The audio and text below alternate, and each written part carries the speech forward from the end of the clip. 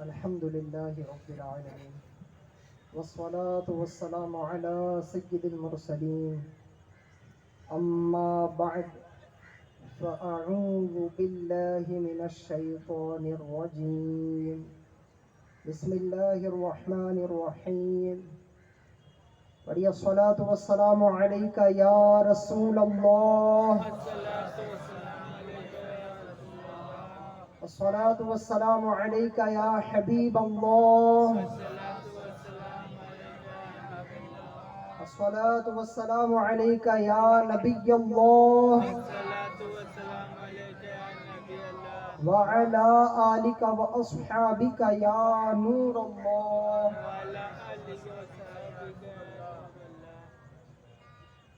سرکار مدینہ صلی اللہ تعالی علیہ وآلہ وسلم پر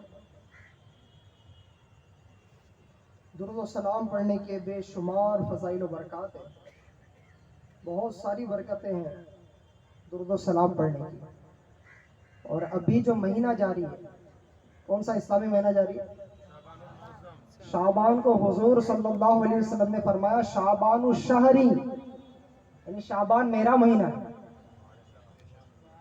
اور پیروں کے پیر پیر دستگیر روشن ضمیر محبوب سبحانی قندیل نورانی شہباز لا مکانی سیدنا شیخ عبد القادر جیلانی غوث پاک رحمت اللہ علیہ فرماتے ہیں شعبان درود کا مہینہ. حضور فرماتے ہیں شعبان میرا مہینہ، غوث پاک فرماتے ہیں شعبان ماہ درود و سلام ہے. ہم اس مہینے میں ہیں جو مہینہ ہی درود و سلام کا ہے. جن پر درود پڑھتے ہیں ان کا مہینہ ہے. اور درود پاک پڑھنے کی برکتیں اتنی ہیں، فضیلتیں اتنی ہیں. آئیے انہی فضیلتوں میں سے ایک فضیلت میں آپ کے سامنے سناتا ہوں. رحمت عالمیان سرور ذیشان صلی اللہ علیہ وسلم کا فرمان رحمت نشان. کتنی پیاری فضیلت ہے. حضور صلی اللہ علیہ وسلم فرماتے ہیں جو شخص یومیہ مجھ پر 100 مرتبہ درود بھیجے گا اللہ پاک اس کی 100 حاجات پوری فرمائے. 100 درود پڑھے گا ڈیلی، اللہ پاک اس کی 100 حاجات پوری فرمائے گا. اور آگے فرماتے ہیں میرے آقا صلی اللہ علیہ وسلم ان میں سے 70 آخرت کی اور 30 دنیا کی ہوں گی. اب دنیا میں حاجت کتنی ہے بندے کو. وہ پیدا ہوا، اس کو رہنے کے لیے گھر چاہیے، کھانے کے لیے نوالے چاہیے، اناج چاہیے، جسم چھپانے کے لیے کپڑا چاہیے. چھوٹا ہے تو اسکول میں ایڈمیشن چاہیے، اس کی فیس چاہیے. اسکول میں ایڈمیشن ہو گیا، اب پڑھائی کر رہا ہے، اب اس کی اور حاجتیں بڑھتی جا رہی ہیں. پرائمری کے بعد ہائی اسکول میں جانا ہے، ہائی اسکول میں اچھے نمبرات آئیں گے تو اچھے کالج میں جانا ہے. حاجتیں ہی حاجتیں. دیکھیں کتنی حاجتیں دنیا میں. پھر اچھے کالج میں ایڈمیشن ہو گیا، پڑھائی ہو گیا، اچھے نمبروں سے پاس ہونا ہے، تب جا کے کوئی اچھی نوکری ملے گی. پھر اس کی حاجت ہے کہ اچھی نوکری مل جائے. اب نوکری شروع ہو گئی، اب حاجت آ گئی شادی ہو جائے. شادی ہو گئی، حاجت آئی بچہ ہو جائے. اللہ اولاد کی نعمت سے نوازے. حاجتیں چلتی ہے، کنٹینیو چلی رہی ہے. یہ سرکل چل رہا ہے. اس وقت جہاں ہم آ کر بیٹھے ہیں وہ قبرستان ہے. یہاں ہمارے مرحومین مدفون ہیں. اللہ پاک سب پر رحمت کی نظر فرمائے اور ہمارے مرحومین کو اللہ پاک بلا حساب بخشے اور ان کو قبر میں راحت دے، سکون دے، اطمینان دے.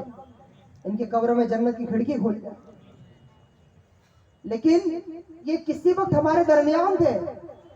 ہو سکتا ہے پچھلے سال ان میں سے کوئی یہاں اجتماع میں بیٹھا ہو، پچھلا رمضان ساتھ میں گزارا ہو، لیکن وہ اس وقت قبرستان میں. تو ایک سرکل ہے، چل رہا ہے. سب کو ادھر آ جانا ہے. سب کے پاس موت کا فرشتہ آنے والا ہے. موت کی قاصد ہمارے پاس آ رہے ہیں. تو یہ حاجتوں کا سلسلہ چلتا رہتا ہے. ایک وقت آتا ہے موت آ جاتی ہے اور یہ سلسلہ چلتا رہتا ہے. دنیا میں حاجت ہے اور درود و سلام ایسا وظیفہ ہے کہ اس کی برکت سے دنیا کی حاجتیں پوری ہوتی ہیں. جو روزانہ 100 مرتبہ درود پاک پڑھے اس کی 100 حاجتیں پوری ہو رہی ہیں. اس میں سے 30 دنیا کی ہے، 70 آخرت کی ہے. اب آخرت کی حاجتیں کتنی ہیں؟ اللہ اکبر. کتنی حاجت ہے آخرت کی. آپ کو مجھے ہم سب کو ایک نہ ایک دن مرنا ہے. ہم سب کی حاجت ہے کہ روح آسانی سے نکالی جائے, نزا کی سختیاں غالب نہ آئے. موت کا فرشتہ جب سامنے آئے تو آسانی سے روح نکل جائے. یہ ہم سب کی حاجت ہے. آخرت کی حاجتیں بھی کتنی ساری ہے ہمارے ساتھ. کیا موت آنا اور روح نکلنا آسان ہے؟ از اٹ ایزی اور ہارڈ اور ویری ہارڈ؟ آسان ہے یا مشکل ہے؟ چلیے میں مولا علی کے بارگاہ میں لے کے چلتا ہوں. مسلمانوں کے چوتھے خلیفہ مولا علی مشکل کشا کرم اللہ تعالی وجہہ الکریم فرماتے ہیں کہ روح کا نکلنا آرو کے چیرنے سے زیادہ سخت تر ہے. انسانی جسم کو آرو سے چیرا جانا ایسا کبھی نہیں ہوتا. کوئی ایسی سزا بھی نہیں ہے کہ جس میں انسان کو لٹایا جائے, اس کو آرو سے چیرا جائے. لیکن اس میں جو تکلیف ہے اس سے زیادہ تکلیف روح نکلنے میں.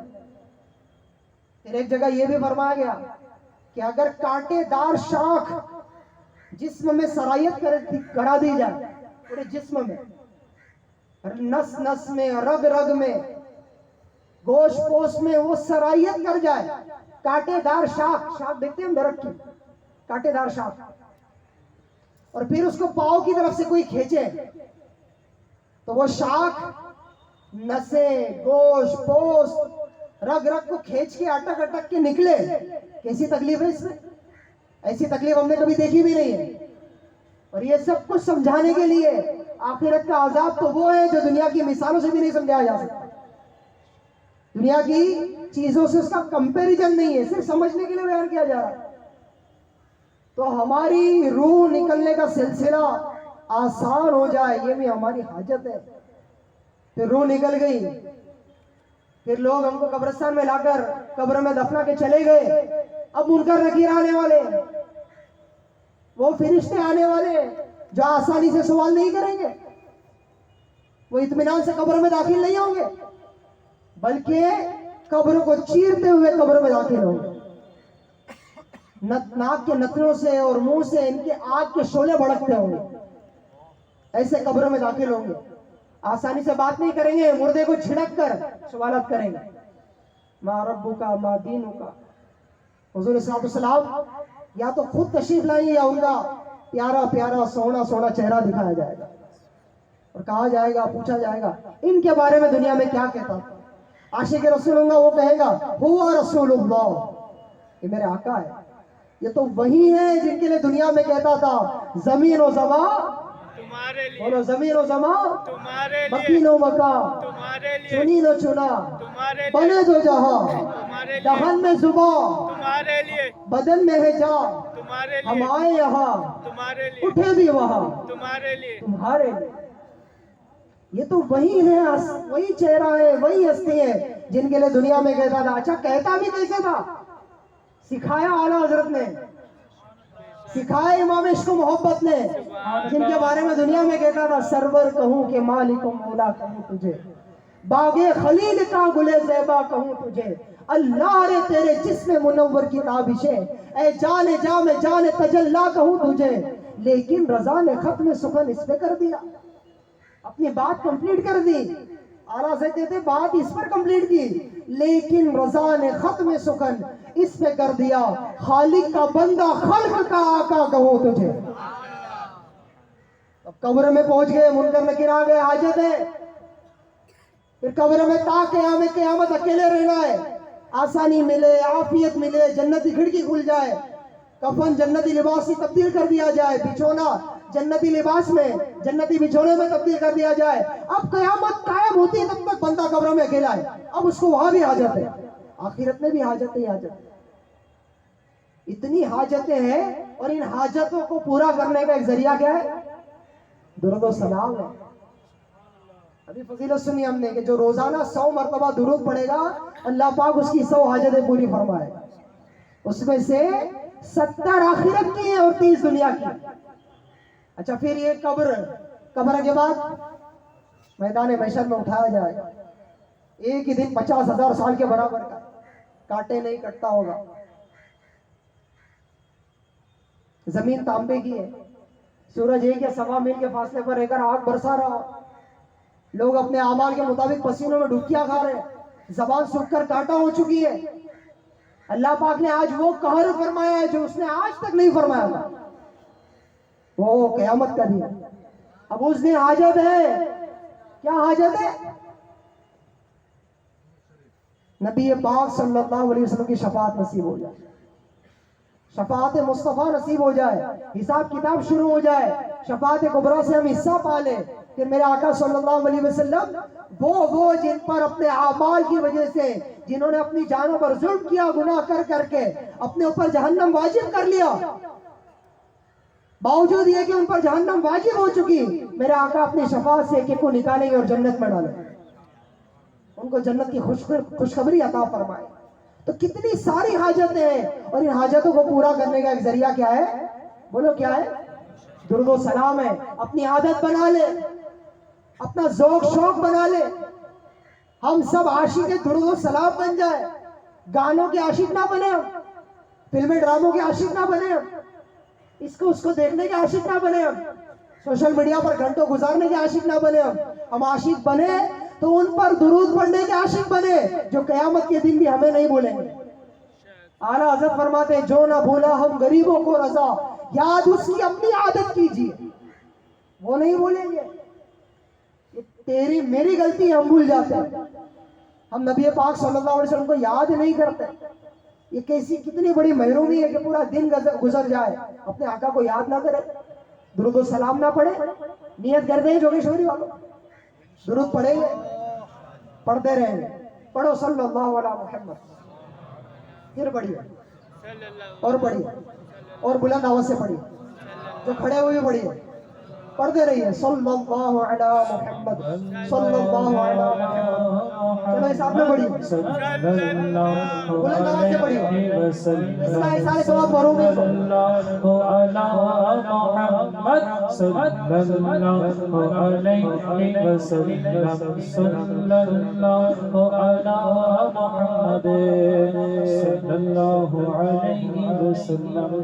اللہ پاک ہم سب کو کثرت کے ساتھ درود و سلام پڑھنے کی توفیق عطا فرمائے. تو روزانہ عادت بنائیں، چلتے پھرتے اٹھتے بیٹھتے درود و سلام پڑھتے رہا کریں. یہ بھی ایک ایسا درود ہے جو ابھی ہم نے پڑھا صلی اللہ علیہ محمد، اس کے تعلق سے روایتوں میں جو یہ درود پڑھتا ہے اس پر رحمت کے 70 دروازے کھول دیے جاتے ہیں. تو پڑھیں گے انشاءاللہ، کثرت سے پڑھنا، لیکن اپنے اوپر کچھ فکس بھی کر لیں. جیسے ابھی یہ کون سا مہینہ ہے؟ شعبان کو گوسپا کیا فرماتے ہیں؟ ماہ درود و سلام. یہ مہینہ ہی درود کا ہے. پھر اس کے بعد کون سا مہینہ آ رہا ہے؟ اس میں تو نفل کا ثواب فرض کے برابر، فرض کا ثواب 70 گنا بڑھا دیا جاتا ہے، تو اس میں تو اور درود کی کثرت کرنی ہے. لیکن ایک بزرگ کے فرمان کے مطابق شعبان میں کم از کم روزانہ 700 درود پڑھنا چاہیے. کتنے؟ 700 ٹائمز. نیت کرتے ہیں آج کی رات سے شروع ہو جائے. اللہ پاک ہم سب کو کثرت کے ساتھ درود و سلام پڑھنے کی توفیق عطا فرمائے. صلو علی الحبیب صلی اللہ علیہ محمد صلی اللہ علیہ وآلہ وسلم.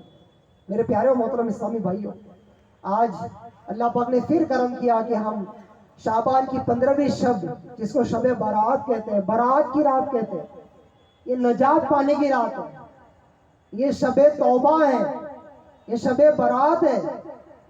یہ وہ رات ہے جس میں اللہ پاک بنی کلب کے بکریوں کے بالوں سے بھی زیادہ لوگوں کی مغفرت فرما دیتا ہے. بنی کلب یہ عرب میں سب سے بڑا وہ قبیلہ تھا جو سب سے زیادہ بکریاں پالتا تھا. ان کے بکری، ان کی بکریاں اور ان کے بھی بالوں سے بھی زیادہ لوگوں کی اللہ پاک آج کی رات میں مغفرت فرما. کتنی مبارک رات ہے، کتنے بخشے جائیں گے. اللہ کرے بخشے جانے والوں میں ہمارا بھی نام ہو جائے. پھر آج کی رات وہ رات ہے جس دن اعمال نامے بھی تبدیل ہوتے ہیں. پچھلا سال کا جو اعمال نامہ تھا وہ ہمارا مکمل ہو گیا. اب نئے سال کے لیے اعمال نامہ شروع ہو گیا. اب یوں سمجھے کہ شب برات آ گئی، نئے پیجز شروع ہو گئے ہمارے اعمال نامے، نئے صفحات شروع ہو گئے، اور نئے صفحات پر آج پہلا ہی دن ہے ہم نیکیاں لکھوا رہے ہیں. الحمدللہ اور انشاءاللہ سال بھر ہمارے نامہ اعمال پہ ہم کو نیکیاں ہی لکھوانی، گناہ اس میں درج نہیں ہونے دیں۔ تو ایسی رات ہے جس میں اعمال نامے تبدیل ہوتے ہیں۔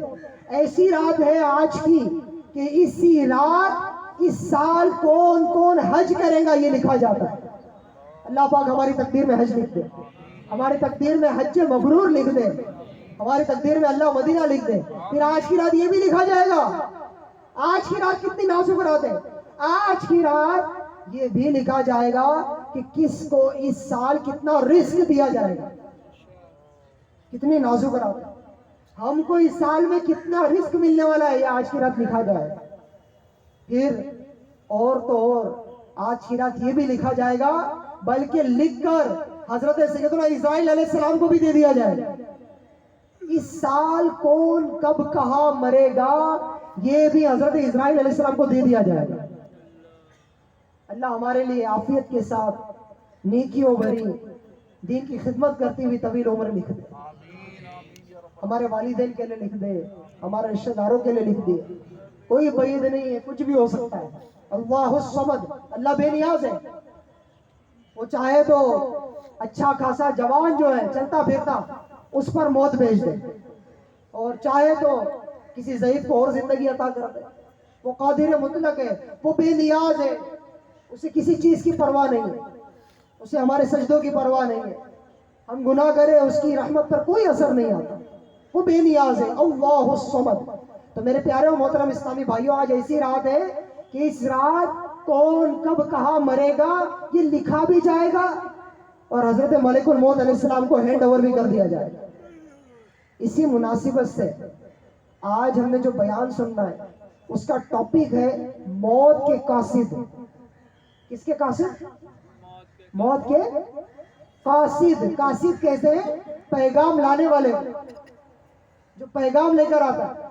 ہمارے موبائل میں میسنجر ہے طرح طرح کا، ایک تو بڑا مشہور ہے، سامنے ہی ہوتا ہے، سلام بھیری کے کھولتے، سو کے اڑے کے کھولتے، ہر تھوڑے تھوڑے دیر میں چیک کرتے۔ میسنجر ہے نا، پیغام لاتا ہے، وہ کسی دوست نے بھیجا تو پیغام لانے کا ذریعہ بنتا ہے۔ اسی طرح موت کے بھی کچھ قاصد ہے، موت کے بھی پیغام لانے والے ہیں کچھ، اور ہو سکتا ہے کہ یہاں ہم جو بیٹھے ہوئے ہمارے پاس بھی موت کے قاصد آ چکے ہو، ایک سے زیادہ بار آئے ہو۔ جی ہاں، میں آپ کو ایک واقعہ اللہ کے نبی کا سنا رہا ہوں، ذرا توجہ سے سنیے، اور بیان کے ٹاپک کو بھی یاد رکھیے۔ آج کے بیان کا ٹاپک ہے موت کے قاصد۔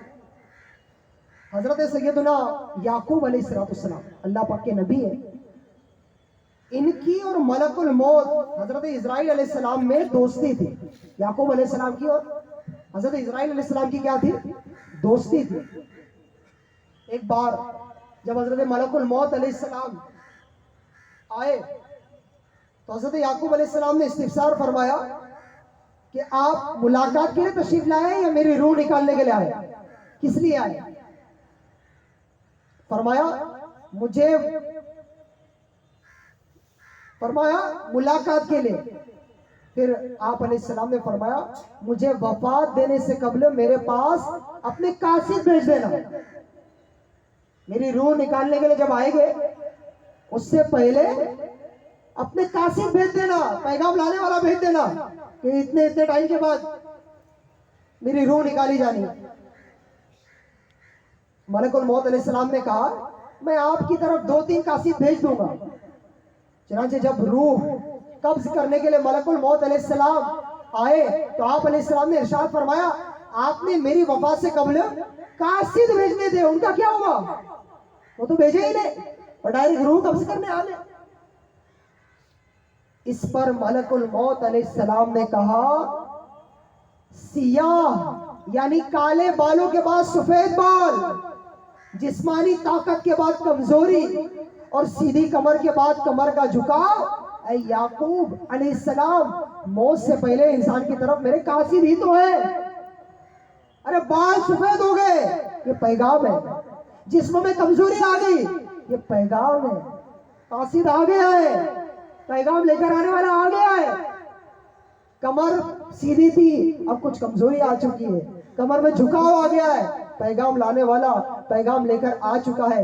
یاد رکھیے موت کے ان 3 قاصدوں کے علاوہ مختلف بیماریاں، کانوں اور آنکھوں کا تغیر، یعنی پہلے اچھا سنتے تھے، اچھا دیکھتے تھے، اب اس میں کمزوری آ گئی ہے، چشمے کا نمبر لگ گیا ہے، کان میں درد ہوتا ہے، مشین لگ گئی ہے، یہ سب بھی موت کے قاصد ہے. ہم میں سے بہت سے لوگ ایسے ہوں گے جن کے پاس ملک الموت علیہ السلام کی یہ قاصد پیغام اجل یعنی موت کا پیغام لا چکے ہوں گے، مگر ہماری غفلت کا اندازہ اس بات سے لگایا جا سکتا ہے کہ اگر کسی کے سیاہ بالوں کے بعد سفید بال آنے لگے تو وہ اپنے دل کو ڈھارس دیتے ہوئے کہتا ہے یہ بال سفید جو ہوئے یہ نزلے کی وجہ سے ہوئے، یہ بیماری کی وجہ سے ہوئے، یہ شیمپو خراب تھا اس کی وجہ سے ہوئے، پانی خراب آتا تھا گھر میں اس کی وجہ سے ہوئے.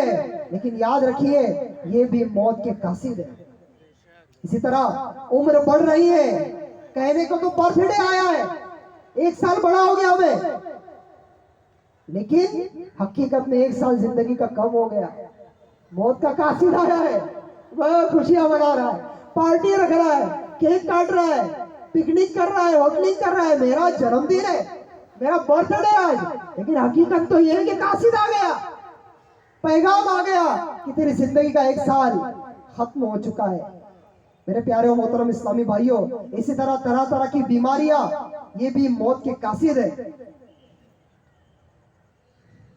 بعض اوقات انسان سوچتا ہے کہ ابھی میرے پاس زندگی پڑی ہے، لیکن اچانک موت آ جاتی ہے اور وہ منو مٹی تلے لے کے چلے جاتی ہے.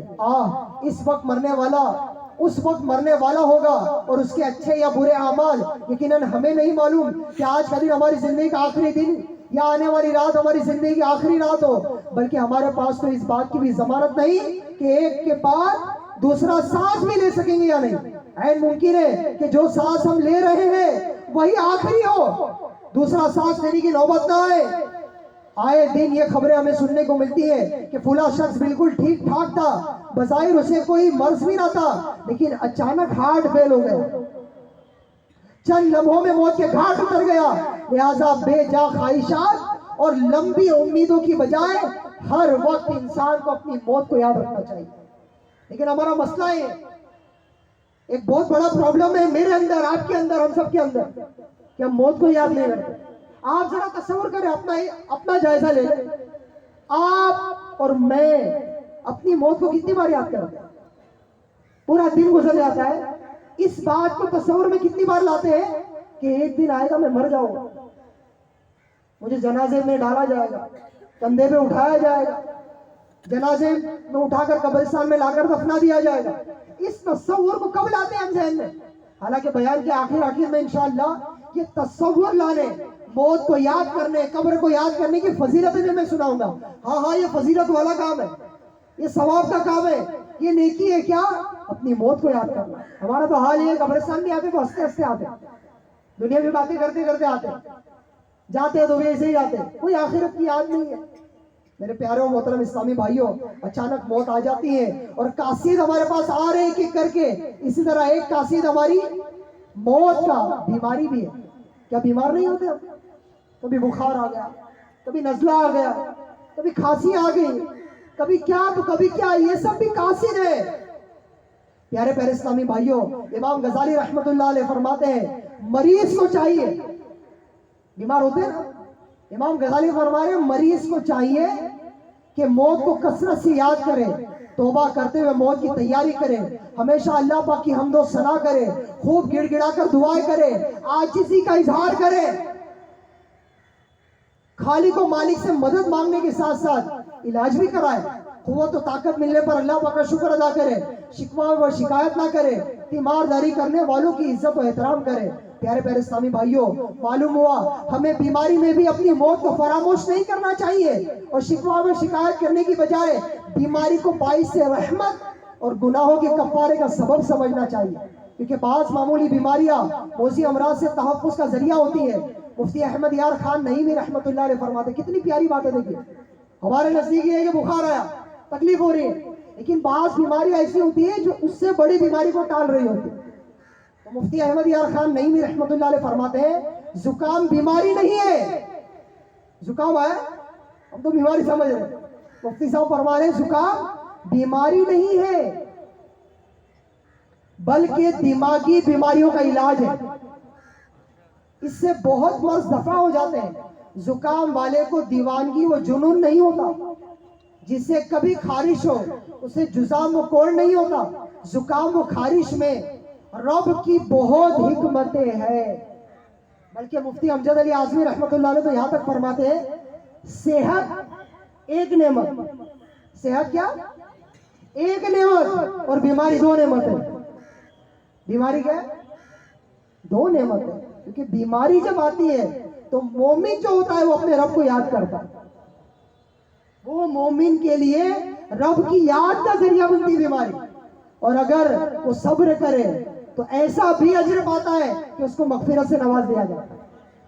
تو ہم کو بیماری بھی آئے تو ہم نے صبر کرنا ہے, رب کی رضا پہ راضی رہنا ہے. اور ایٹ اے ٹائم ساتھ ہی ساتھ ہم نے یہ بھی یاد رکھنا ہے کہ بیماری آئی, اب موت کا ایک اور قاصد آ گیا. اسی طرح موت کا ایک اور قاصد بڑھاپا ہے. یہاں کتنے ایسے بیٹھے جن کے بال سفید ہو گئے, کتنے تو ایسے بھی ہوتے ہیں جن کو جوانی میں سفید بال آنا شروع ہو جاتے ہیں. یہ سب کیا ہے؟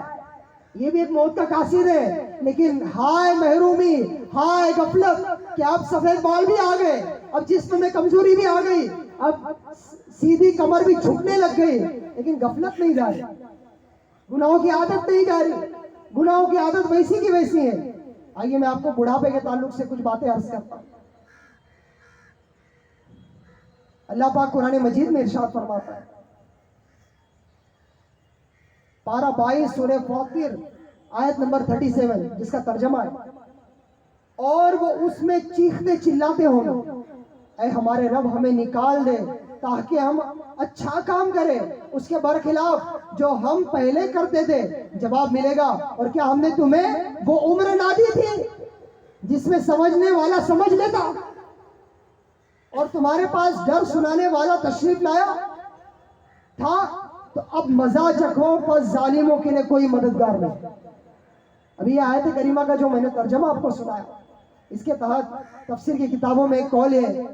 قول کے مطابق النذیر سے مراد بڑھاپا ہے. علامہ بغوی رحمۃ اللہ علیہ فرماتے ہیں کہ جب ایک بال سفید ہو جاتا ہے تو وہ دوسروں سے کہتا ہے کہ تم بھی تیار ہو جاؤ کہ موت کا وقت قریب آ گیا ہے. اے سفید بال والو تیار ہو جاؤ, اے جوانوں آپ بھی تیار ہو. جو زندگی کے جس مرحلے میں ہے سب تیار ہے, کیونکہ آج کی رات یہ بھی لکھا جائے گا کہ کون کب مرے, اور دیا بھی جائے گا. ارے کیسا دیا جائے گا, کیسا دیا جائے گا. میں اس پر آپ کو ایک حکایت سناتا ہوں, بہت زبردست بات سمجھائی گئی. اللہ اکبر, اللہ اکبر. منقول ہے کہ ایک مرتبہ حضرت سلیمان علیہ السلام کے پاس حضرت ملک الموت علیہ السلام آئے, اللہ کے نبی حضرت سلیمان علیہ السلام. اور حضرت سلیمان علیہ السلام بھی ان 4 میں سے. دنیا میں 4 لوگ ایسے ہیں جنہوں نے پوری دنیا پر بادشاہت کی, جن کی حکومت پوری دنیا پر ہے. 2 مسلمان ہیں, 2 کافر ہیں. جو 2 مسلمان ہیں اس میں سے ایک اللہ کے نبی ہے, اور وہ حضرت سلیمان علیہ السلام. حضرت سلیمان علیہ السلام کے پاس ملک الموت علیہ السلام آئے. ان کے پاس ایک شخص بیٹھا تھا. حضرت سلیمان علیہ السلام کے پاس جو شخص بیٹھا تھا, ملک الموت علیہ السلام اس کو گھور گھور کے دیکھ رہے تھے. جب حضرت ملک الموت علیہ السلام آگے بڑھے تو وہ شخص حضرت سلیمان علیہ السلام کے پاس آیا اور عرض کرنے لگا کہ وہ جو آئے تھے مجھے گھور گھور کے دیکھ رہے تھے, کون تھے؟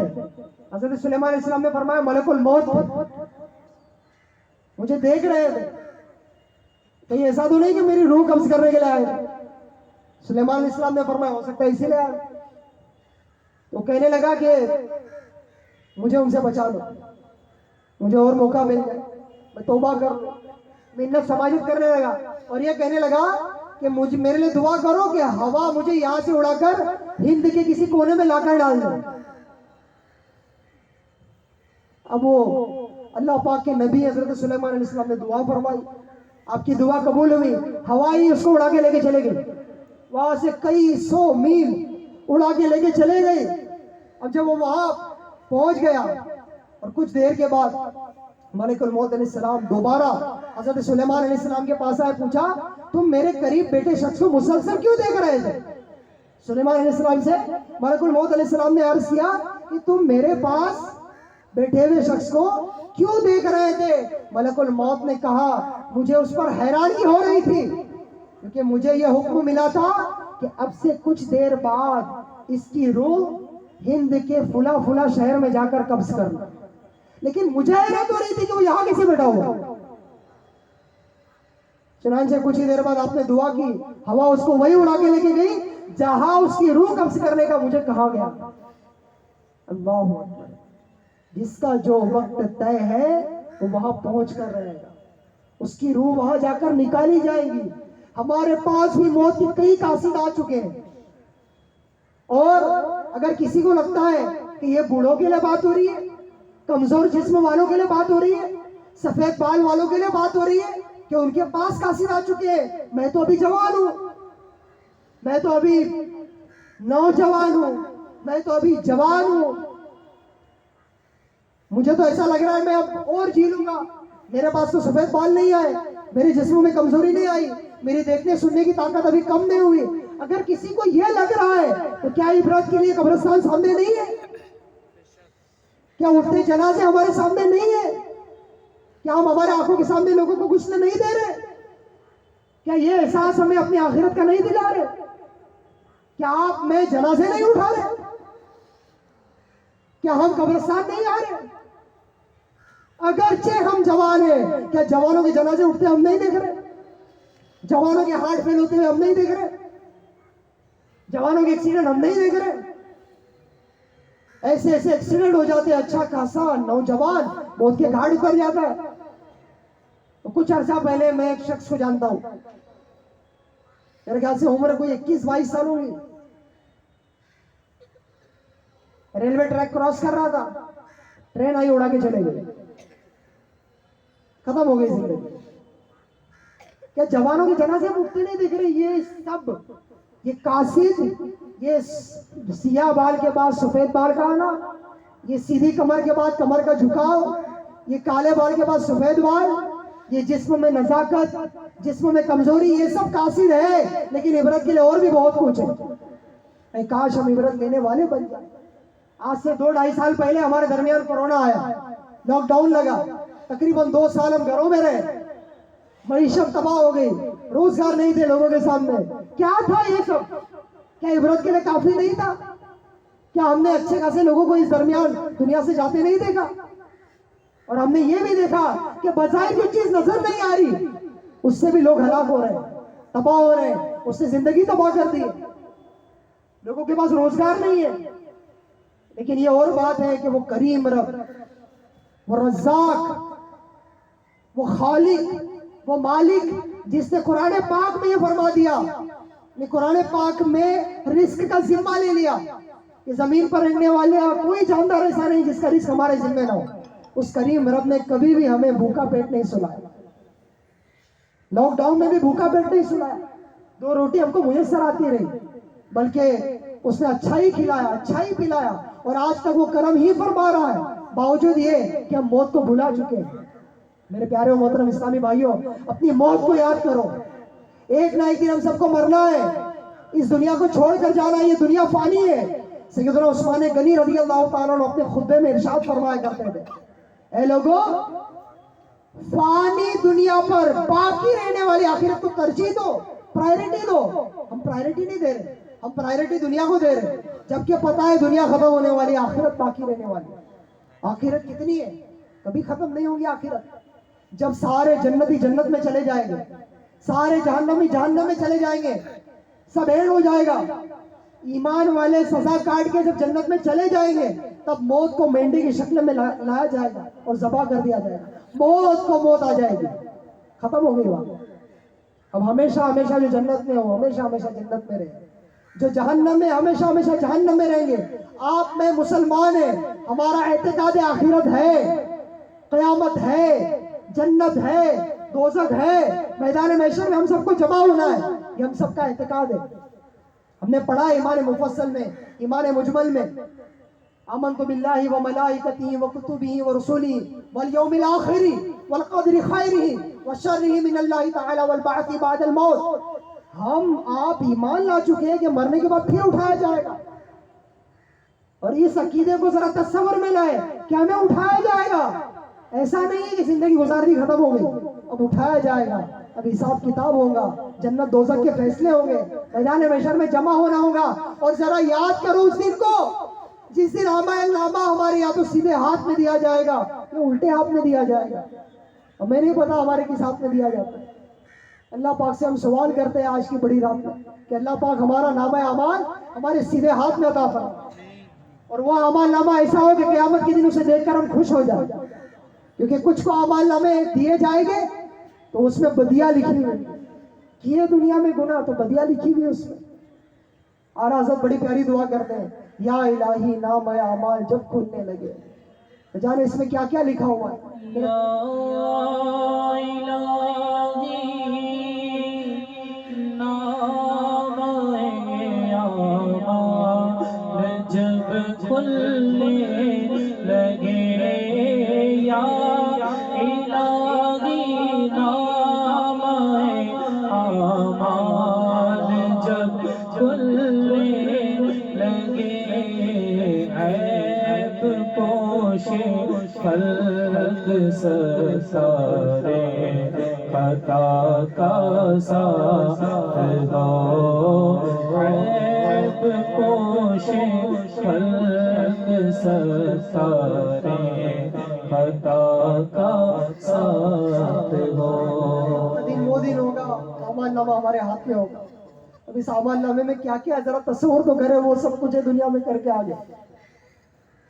بدنگاہی کی ہے, حرام دیکھا ہے, بے پردہ عورتوں کو تکا ہے, حرام سنا ہے, گانے سنے وہ بھی سب ہے, غیبتیں کی وہ بھی ہے, چغلیاں کی وہ بھی ہے, حرام مال کھایا ہے وہ بھی ہے, گالیاں بکی ہے, سب کچھ اس میں ہے.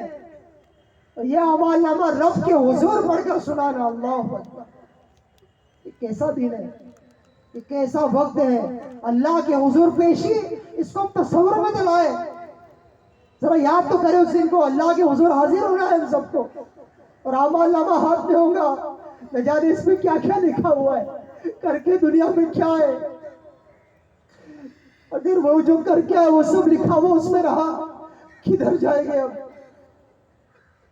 جو کر کے اگر سب لکھا ہوا ویسا ہی رہا تو اللہ کی رحمت سے امید لگاتے اور عرض بھی کرتے ہیں کہ ہمارے سارے نامہ اعمال میں جتنے گناہ ہیں اس کو نیکیوں سے تبدیل فرما دے. وہ قادر مطلق ہے. اور حضور صلی اللہ علیہ وسلم ہماری عیب پوشی فرمائے گے. آج بھی ان کے کرم سے ہمارے عیب چھپے ہوئے ہیں. پچھلی امتوں میں ایسے بھی حالات تھے, یہ امت پہ کرم ہے ان کا, مصطفیٰ جان رحمت کا کرم ہے. پچھلی امت میں ایسا بھی ہوتا تھا کہ لوگ چھپ کر رات میں گناہ کرتے اندھیرے میں, صبح اٹھتے دن کے اجالے میں وہی گناہ ان کی پیشانی پہ لکھا ہوا آتا تھا. ہماری پیشانی پہ لکھا ہوا نہیں آتا ہے. یہ میرے آقا کی نظر عنایت ہے کہ ان کے امتی بننے کا جو شرف حاصل ہو گیا ہے اس کا صدقہ ہے.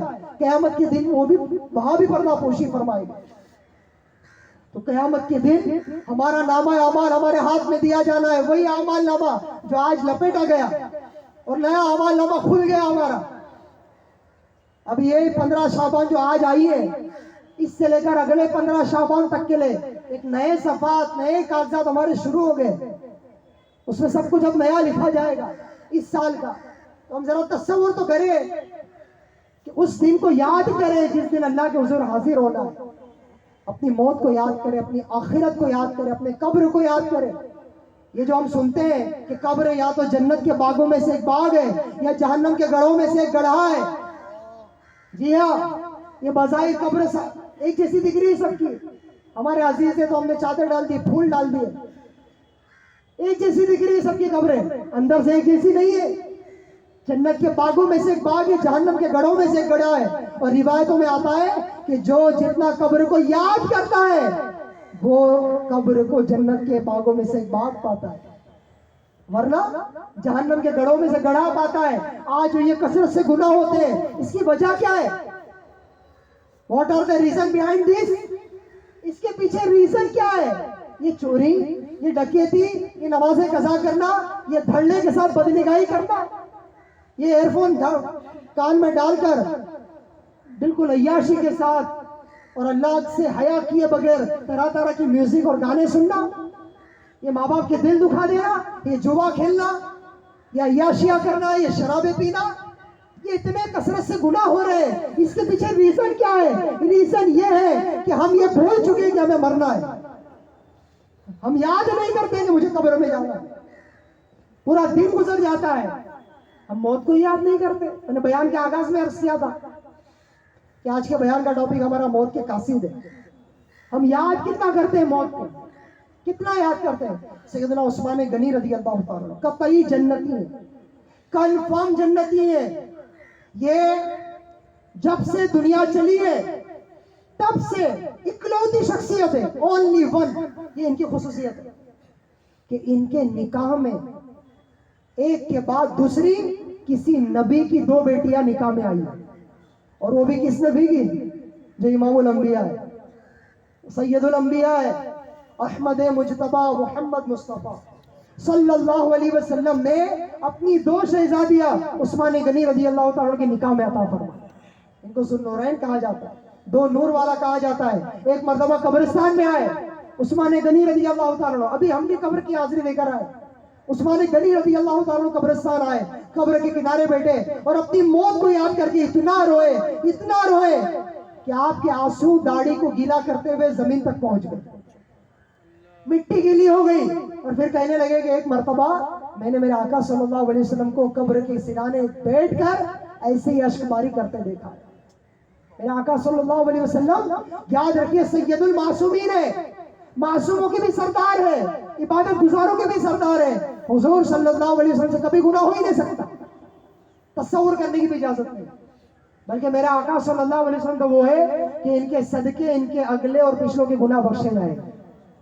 حضور صلی اللہ علیہ وسلم بھی موت کو یاد کر کے اس قدر گریہ وزاری فرما رہے ہیں۔ میرے پیارے محترم اسلامی بھائیوں، ہم سب کو موت کو یاد کرنا چاہیے۔ سورۃ الانبیاء آیت نمبر 35 میں اللہ پاک ارشاد فرماتا ہے، جو شاید ہر مسلمان کی زبان پر ہے، بچے کو یہ آیت یاد ہوتی ہے۔ وہ آیت کیا ہے؟ کل نفس ذائقۃ الموت، جس کا ترجمہ ہے ہر جان موت کا مزہ چکھنے والی ہے۔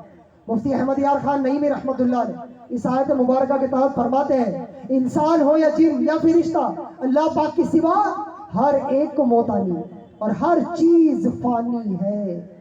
میرے پیارے محترم اسلامی بھائیوں، موت آسان چیز نہیں ہے۔ کوئی یہ سمجھے کہ مر جائیں گے بعد میں حساب کتاب ہے، تو موت روح کا نکلنا کوئی آسان نہیں ہے۔ امام غزالی فرماتے ہیں موت کی سختیوں کو بیان کرتے ہوئے، نزاع اس تکلیف کا نام ہے جو براہ راست، یعنی ڈائریکٹ، انڈائریکٹ نہیں، ڈائریکٹ، یہاں تک کہ ڈائریکٹ روح پر نازل ہوتی ہے اور تمام اجزاء کو گھیر لیتی ہے، یہاں تک کہ روح کا وہ حصہ بھی تکلیف محسوس کرتا ہے جو بدن کی گہرائیوں میں ہوتا ہے۔ نزاع کی تکالیف براہ راست روح پر حملہ آور ہوتی ہے اور پھر یہ تکالیف تمام بدن پر یوں پھیل جاتی ہے کہ ہر رگ، پٹھے، حصے، جوڑ سے روح کھینچی جاتی ہے، نیز ہر بال کی جڑ اور سر سے پاؤں تک کی کھال کے ہر حصے سے روح نکالی جاتی ہے۔ لہٰذا اس وقت کی تکلیف اور درد کا کون اندازہ کر سکتا ہے؟ بزرگوں نے تو یہاں تک فرما دیا کہ موت کی تکلیف تلوار کے وار، آرے کے چیرنے اور قینچی کے کاٹنے سے بھی زیادہ تکلیف دہ ہے، کیونکہ جب تلوار کا وار بدن پر پڑتا ہے تو بدن کو تکلیف ہوتی ہے، بدن اسی وجہ سے محسوس ہوتی ہے کہ اس کا روح سے تعلق قائم ہوتا ہے۔ تو ذرا اندازہ کرو کہ اس وقت کس قدر تکلیف ہوگی جب تلوار براہ راست روح پر پڑے گی۔ اللہ، جب کسی کو تلوار سے زخمی کیا جائے تو مدد مانگ سکتا ہے، چیخو پکار کر سکتا ہے، کیونکہ اس کی زبان اور جسم میں طاقت موجود ہے، جبکہ مرنے والے کی آواز اور چیخو پکار بھی ختم ہو جاتی ہے۔